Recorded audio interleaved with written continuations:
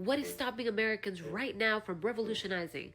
Y'all, we are a severely hyper-individualistic society. Everyone here fends for themselves. We have zero community. There are no villages. There are no nothing. That is what, it's almost like as if it's by design. I'm just, hear me out.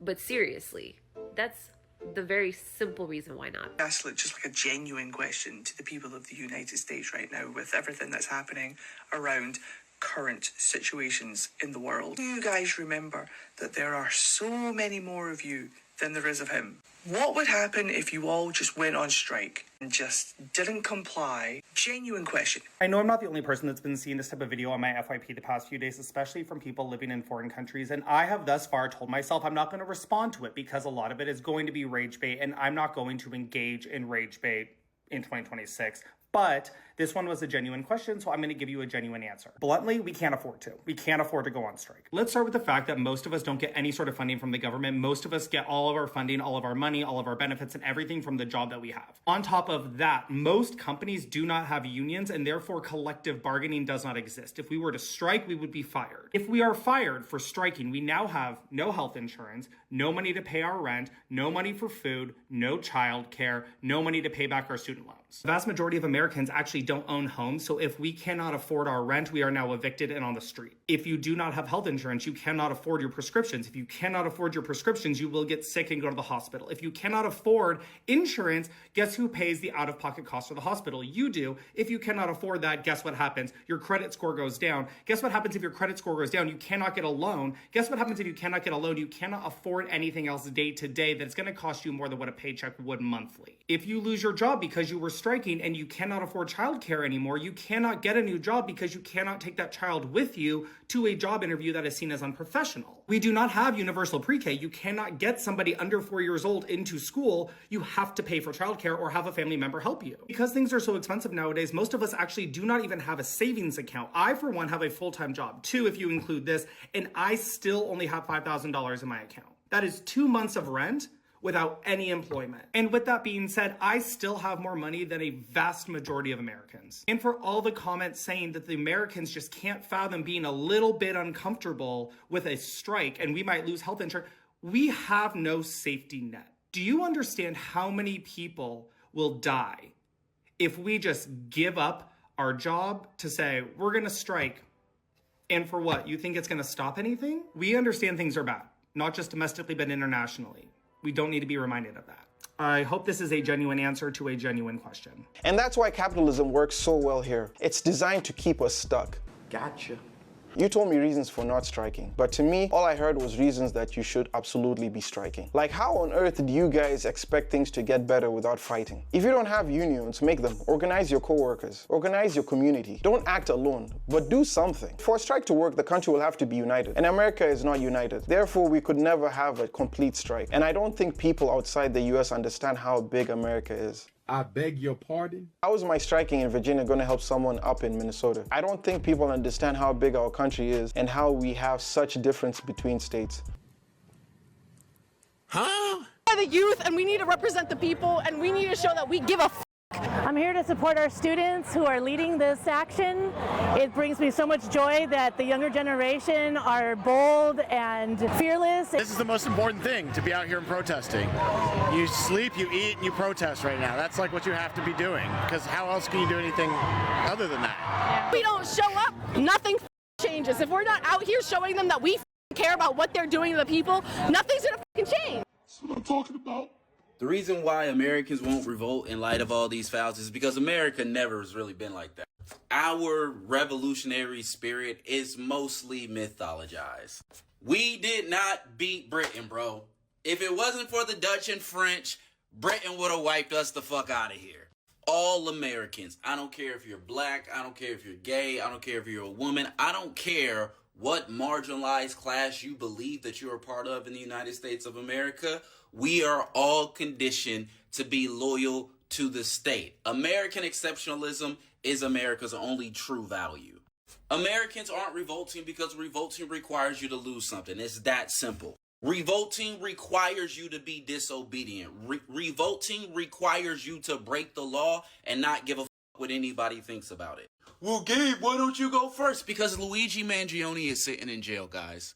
A very attractive white guy tried to start the revolution for us, and he's sitting in jail. What do you think a black... Stop talking to me.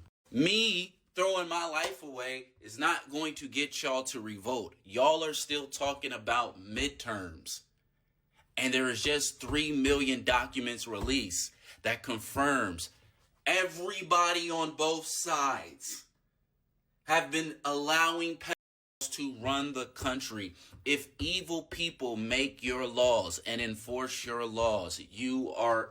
Never mind. And I got people in my comments going, oh my gosh, why are you on the internet talking about sliding ice? Because I'm not a bitch. Nigga, what the fuck is wrong with y'all? This revolutionary spirit has never, ever, ever, ever been in the United States of America. And Americans today aren't revolting even though their country is ran by pedophiles. Because that means you gotta lose some fucking shit. That means you gotta lose some fucking shit. That's what that means. That means you gotta lose something, and Americans are never going to sacrifice their comfort for a better country. Damn! Why aren't Americans in the street protesting and tearing the system down? God, I gotta tell you, I'm tired of hearing that question. You know, to me it seems like there's some pretty obvious answers, but I guess not. And I'm not trying to condescend, but there are some lived realities here in the States that I know a lot of people across the world don't have to deal with. Most obvious to me is if you take a look at a map and you see the USA, a state is about the size of a European nation. Our capital is in Washington, D.C., where power is centralized, you know, like London or Berlin. So if you're upset and want to do something and you're in LA or Seattle or Dallas, it's a multi-day commitment just to get there. And that alone creates a lot of logistical issues for creating a mass protest and something that may actually uproot the government, so to speak. It's also a risk of extreme personal ruin. You know, famously, our healthcare is tied to our employment, which means that people could potentially lose healthcare for their kids, let alone themselves. We do not have robust safety nets in this country, and that is a big part of the problem, is that everybody here, at least most people here, are living literally on the razor's edge from being housed and fed to being on the streets. There's no doubt that toxic individualism has done incredible damage to this country. Propaganda works very effectively. You take like a labor strike, for example.